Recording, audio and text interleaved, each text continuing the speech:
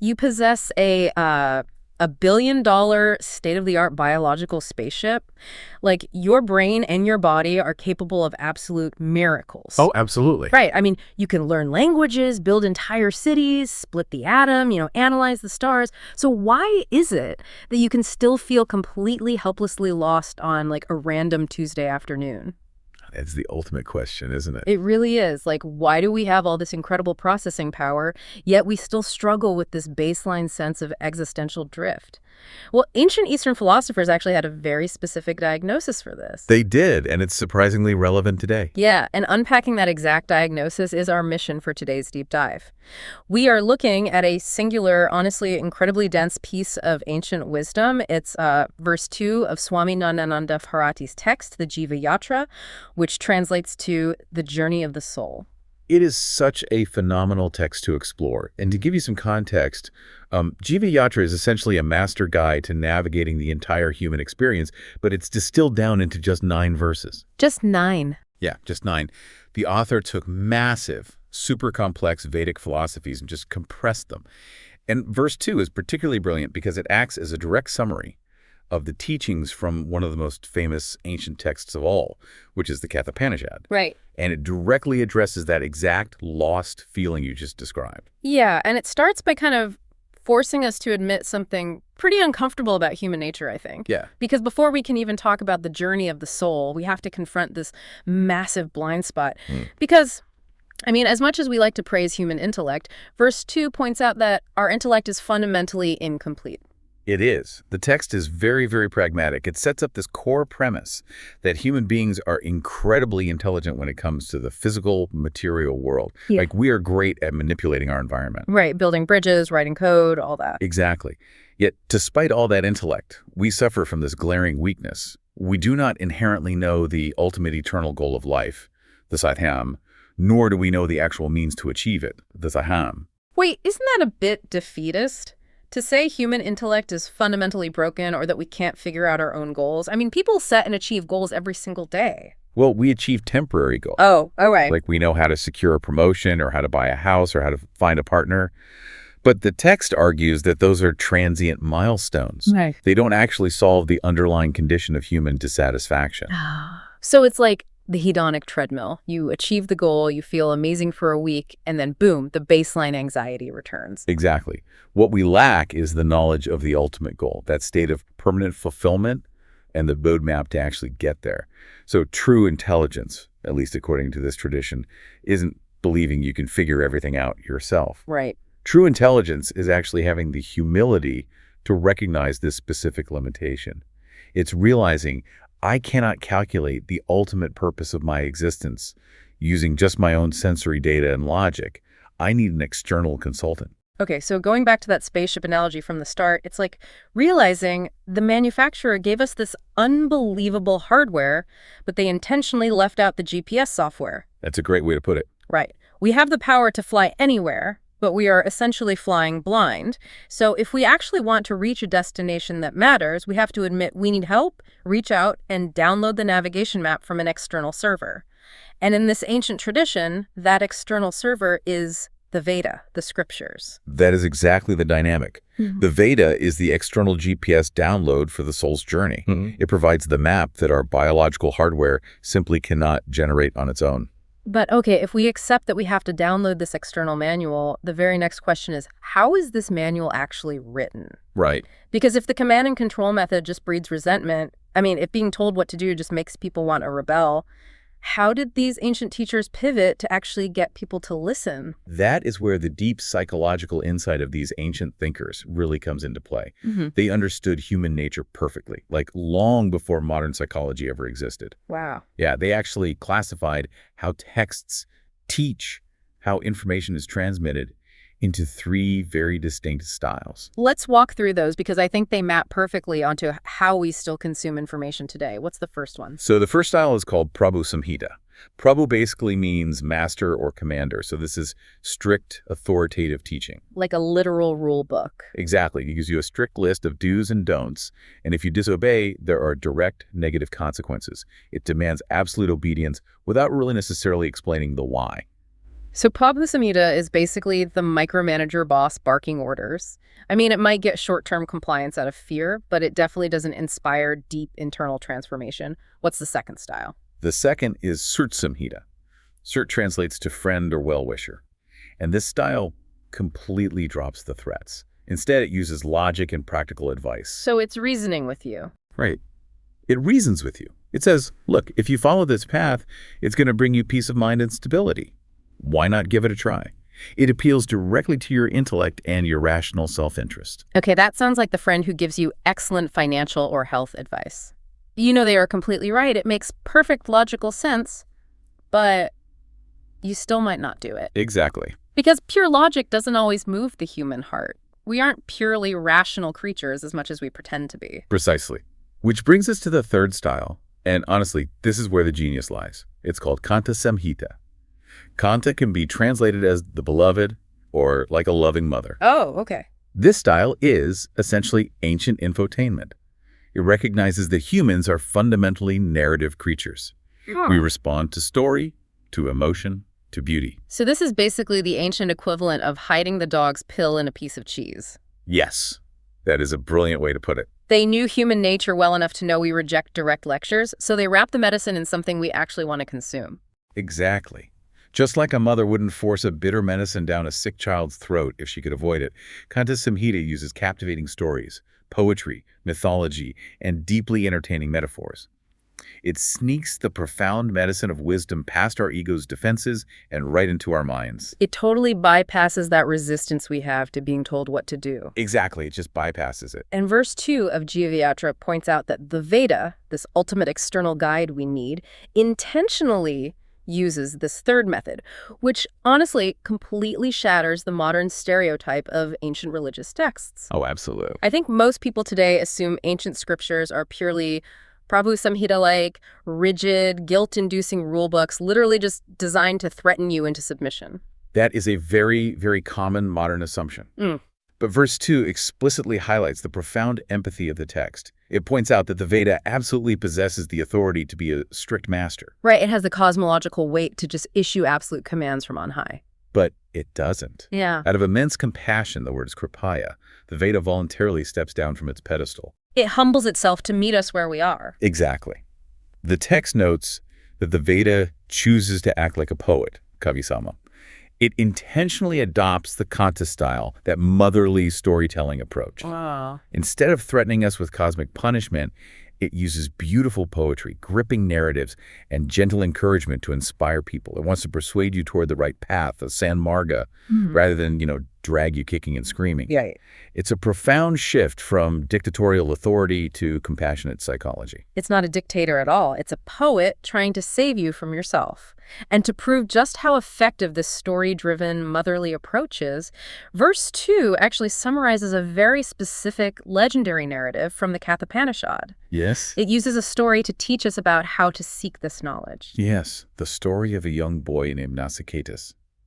And it remains one of the most famous narratives in all of Eastern philosophy, precisely because it is such a gripping, almost cinematic way to teach a highly complex psychological concept. The setup of the story is just great. You have Nachiketus' father, a man named Vaihasravas, and he decides to host this massive, grand public ritual. And the whole point of the ritual is to give away your worldly possessions to earn deep spiritual merit. Right.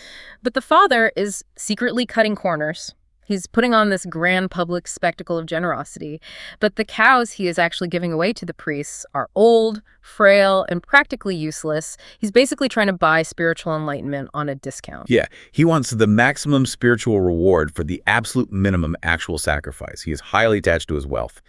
And his son, Nachiketus, who is just a young boy but incredibly observant, sees right through the hypocrisy. Seeds always do. They do. And Nachiketus understands the mechanics of truth. He realizes that giving away useless things with a deceptive heart isn't going to bring his father merit. It's going to bring him severe negative consequences. So the kid actually calls his dad out in front of everyone. Nachiketus walks up and says, "Father, to whom will you give me?" Meaning, I'm your most valuable possession, so if you are truly sacrificing your attachments, who are you giving me to? And the father ignores him, but the kid asks again and again. Finally, the father's ego just shatters. In a fit of sheer public embarrassment and anger, the father yells, "I give you to Yama!" and Yama is the god of death. Right. It's basically the ancient equivalent of yelling, "Go to hell," Yeah. in a moment of sheer frustration. Yeah. The father obviously didn't literally mean it. It was just a burst of anger. Yeah. But Nausicaatus is different. He operates on absolute uncompromising truth. If his father uttered the words must be honored to preserve his father's integrity. So the young boy literally packs up and travels to the realm of the god of death. The imagery there is just stunning. A mortal child walking up and knocking on the front door of death. But when he arrives, Yama actually isn't there. So Nausicaatus sits on the doorstep of death for 3 entire days and nights without a single drop of water or a bite of food. That is dedication. And when Yama finally returns and sees this, he is horrified. In this cultural context, keeping a guest waiting, especially a pure-hearted seeker, is a massive ethical failure. So a deeply guilty god of death offers Nausicaatus 3 boons, or 3 wishes, as cosmic compensation. The first 2 wishes are fairly straightforward. He asks for his father's anger to be pacified so he can return home peacefully, and he asks to learn a complex celestial fire ritual. Yama grants both instantly. But the third wish, this is where the story pivots from mythology into hardcore philosophy. For his third boon, Nausicaatus asks Yama for the ultimate knowledge of the soul, Atma Vidya. He wants to know what exists beyond death. He wants to understand the eternal truth that sits behind the curtain of our temporary physical existence. And Yama hesitates, because this isn't just trivia. This is the ultimate secret of the universe, the core code of reality. Yama wants to test the boy. He needs to know if Nausicaatus has the psychological fortitude to actually handle this knowledge. Right, it's not for the faint of heart. Exactly. So Yama tries to tempt him away from the question. He says, "Ask for literally anything else. I will give you unimaginable wealth, endless tracts of land, beautiful celestial chariots, the longest life a mortal can endure, and supreme power over the earth." He offers him the absolute peak of material success. To put that in a modern context, it's like, imagine you are trapped in an incredibly realistic, fully immersive VR simulation. Okay. And you start to suspect it's a simulation, so you ask the system administrator to show you the actual server room. Suddenly, a billionaire within the game approaches you and says, "Stop asking questions. If you drop this, I will give you unlimited digital gold, the biggest digital mansion, and I'll make you the emperor of this server. Just don't ask to see the real world." That is exactly it. I mean, almost everyone would take the digital gold. We are so easily bought. Oh, we totally would. We would take the bribe. But Nausicaatus passes the test by rejecting all of it. He turns down death's blank check. Why? Because Nausicaatus possesses a psychological quality called vairagya, which translates to deep dispassion or objectivity. Let's dig into vairagya, because I want to make sure we don't confuse it with, like, apathy or depression. He doesn't hate the world, right? Not at all. Dispassion isn't depression. It is ultimate clarity. Nausicaatus has the profound ability to look at all that offered wealth, power, and long life, and clearly see the hidden flaws baked into them. The dosa. And strings attached. Exactly. He sees the anxiety of maintenance. If you have $1 billion, you are instantly stressed about losing it or being betrayed or the market crashing. He sees the hedonic treadmill, the fact that whatever pleasure Yama gives him, he will eventually just adapt to it and want more. And most importantly, he knows he's talking to the god of death. No matter how long Yama extends his life, the meter is still running. It will eventually end. The wealth will eventually rust or be left behind. Yes. Nausicaatus realizes that the wisdom of the ultimate reality is the only thing that is permanent. Everything else is a temporary distraction that ultimately ends in loss. Like, if you still think the VR gold is real, you aren't ready for the server room access. Precisely. Yama isn't just testing his greed, he's testing his perception of reality. Because Nausicaatus proves he can actually see through the illusion of material permanence, Yama finally agrees to give him the ultimate knowledge. But again, keeping with that Kanta Samhita style, that compassionate, motherly storytelling approach, Yama doesn't just hand him a dry academic textbook. Right, Yama doesn't just read him a list of psychological facts. He delivers the mechanics of human consciousness using a brilliant metaphor. And this is the final crowning piece of our deep dive today. It's known as the chariot imagery, Ratha Kalpana. It's beautiful. Yama tells Nausicaatus to visualize his entire existence, his daily life, as a chariot journey. It really is one of the most elegant psychological models ever created. Yeah. Let's map it out. The master of the chariot, the passenger sitting in the back, silently observing the journey, is the individual soul, the pure consciousness, the jiva. Okay. The chariot itself, the physical vehicle moving through the world, is your physical body. Okay, so you have the soul sitting inside the physical body, but a chariot is just dead weight without a power source. It needs horses. Right. And the horses represent your sense organs, your eyes, your ears, your tongue, your skin. And this is vital to understand.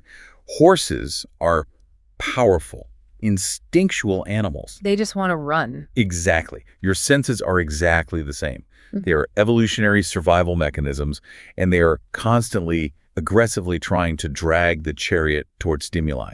They want things that look good, taste good, or feel good. And the environments they're dragging us through, those are the roads, right? Exactly. The roads are the sense objects of the world, the things you want to buy, the targeted ads, the digital algorithms, the physical pleasures. The horses naturally want to run wild down those roads because that is what they're built to do. They simply react to external stimuli. Now, wait, I'm stuck on this next part. If the senses are these wild horses reacting to bright lights on the road, they need a driver. But if my intellect is the driver, why does it fail? That's the big question. Right, because if my intellect knows I shouldn't eat a whole box of cookies or doom scroll on my phone for 3 hours at midnight, why does it still happen? Is the driver just asleep, or are the horses just too strong? That is the exact dynamic the metaphor addresses. The driver of this chariot is indeed your intellect. Buddhi, it is your executive function, your ability to reason, discern, and make long-term choices. But here's the friction. The driver cannot steer the horses with his bare hands. Oh. He needs a tool to transmit his commands to the animals. That tool, the reins, the ropes connecting the driver to the horses, represents your mind. Oh, wow. So the intellect and the mind are two entirely different things in this model. Yes, they are. The mind is the processor of raw data and emotions. It's the reins. The intellect is the decision maker. It's the driver. If your intellect is fatigued, if you're suffering from decision fatigue after a long day at work, the driver essentially falls asleep. The driver drops the reins. And when the driver drops the reins, the mind just follows whatever the horses want. Exactly. The horses feel the slack in the reins, and they just bolt toward whatever road looks the most appealing in the moment. Your eyes see the screen, your mind processes the desire, and because your intellect is too tired to pull back, your physical body gets dragged along for the ride. You spend 3 hours doom scrolling. This is such a stunning diagnosis of modern life. It perfectly explains our daily friction. You have the soul as the passenger. The senses are the horses pulling you toward the infinite distractions of the world. Your intellect is the driver who has to use the mind, the reins, to control those senses. Yeah. If the driver is weak or the reins are slippery, the chariot goes off a cliff. And this raises the ultimate point of Yama's teaching. Spiritual success, reaching that ultimate goal we talked about at the very beginning, isn't about escaping the physical body. It's not about unhinging the horses or, killing the senses. It is about complete, unified integration. It's about teamwork. It is entirely about teamwork. When everything is aligned, when the intellect is sharp and alert, when the mind is focused and taut, when the senses are disciplined and the body is healthy, the chariot glides smoothly. You can enjoy the world without being destroyed by it. Right. And only when that integration happens can the chariot reach the ultimate destination, the state of profound, permanent peace, the supreme abode, Tad Visno Paramam Padam. When you lay out the physics of the chariot like that, you really see the truth of verse 2. You realize why the text says the Veda acts out of deep compassion by using this storytelling method. Giving us this chariot metaphor is infinitely more effective than a boss just yelling, "Control your impulses!" It really is. It gives us a diagnostic tool. We can actually look at our bad habits and say, my driver is just exhausted today and my visual horse is pulling too hard toward that screen. It gives us the means to actually fix the problem. It provides the map that our biological spaceship was missing. Let's bring all of this together. We started by confronting the uncomfortable truth that, despite all our intelligence, we are prone to existential drift. We need a guide. Then we discovered that the ancient scriptures aren't just rigid dictatorial rulebooks. Out of pure empathy, they use stories and poetry, the kanta or motherly style, to bypass our defenses and sneak the medicine of wisdom into our minds. We saw this perfectly illustrated in the story of Nasicadas, who had the unshakable clarity to reject a simulated reality of unlimited wealth because he knew it was a temporary trap. Yeah. And finally, we unpacked Yama's brilliant chariot metaphor, which proves that our intellect must firmly hold the reins of our mind to keep our instinctual senses from dragging our physical body off the road. And for you, listening right now, this is where ancient philosophy has to meet your modern reality. I highly encourage you to evaluate your own chariot today. It's a great idea. Look closely at your daily life. Which horse is pulling too hard right now? Is it your eyes endlessly consuming information? Or maybe your tongue craving comfort?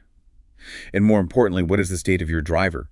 Is your intellect awake, alert, and making conscious choices?